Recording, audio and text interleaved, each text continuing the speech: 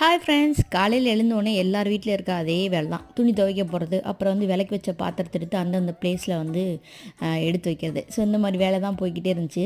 கொஞ்ச நாளாக என்னை ஒருத்தவங்க ரொம்ப டார்ச்சர் பண்ணுறாங்க அப்படின்னு சொல்லிக்கிட்டே இருந்தேன். அது யாருன்னு வந்து இன்றைக்கி உங்களுக்கு வந்து ரிவீல் பண்ணுறேன்.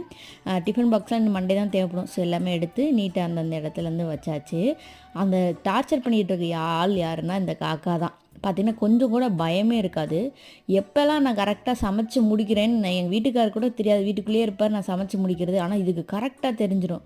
வந்து என்கிட்ட வாங்கி சாப்பிடாம அதுக்கு தூக்கமே வராது. நானும் அதை ரொம்ப என்ஜாய் பண்ணுறேன்.